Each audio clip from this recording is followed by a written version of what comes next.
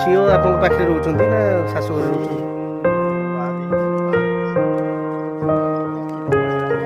ଘରେ ଅସୁବିଧା। ଆଚ୍ଛା ଆଚ୍ଛା, ତେଣୁ ଆପଣଙ୍କ ରୋଜଗାର କରିବା ପାଇଁ ବି କେହି ନାହାନ୍ତି।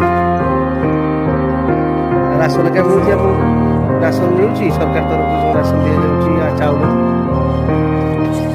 ଆମ ତରଫରୁ, ଆମ ପରିବାର ତରଫରୁ ଆପଣ ଏକା ନୁହନ୍ତି, ଆମେ ଅଛୁ ସାଥିରେ। ଆମ ତରଫରୁ ଆମେ ଏମିତିକା ଯେତେବେଳେ ଯାହା ପାରିବୁ ଆଣିକି ଆପଣଙ୍କୁ ଦେବୁ ଆଉ। ଠିକ୍ ଅଛି, ଗତ ଥର ଆସିଥିଲୁ, ଏଥର ମଧ୍ୟ ଆସିବୁ, ଆଗକୁ ମଧ୍ୟ ଆସିବୁ।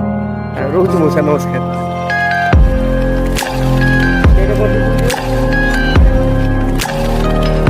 ଦେଇକି ଭାଙ୍ଗ କରିଦିଅ, ଭାଙ୍ଗ କରିଦିଅ।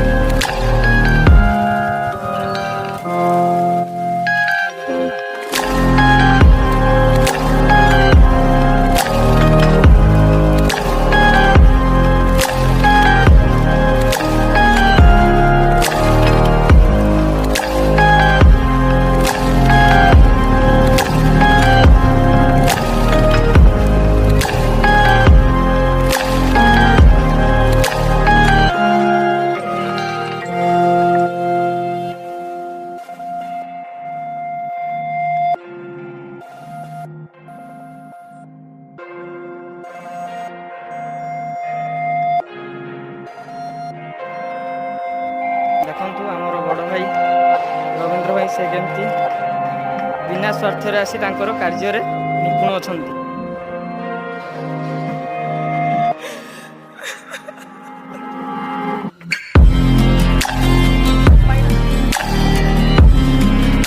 ମୋଟର ପୋତି ସାରିକି ଏକାଥରେ ପାଣି ନା ନା ନା, ପାଣି ତ ପିଏ।